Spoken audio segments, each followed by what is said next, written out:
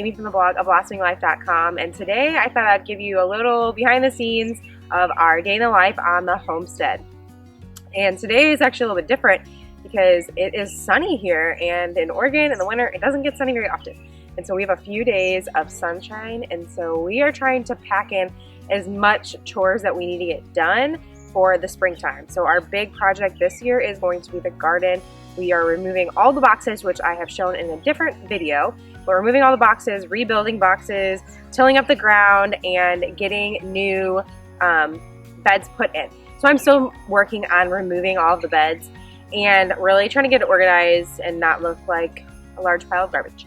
So we are going to, after we have done the morning chores, my daughter's taking over the chickens, and so she makes sure the chickens are let out and they're squared away for the day.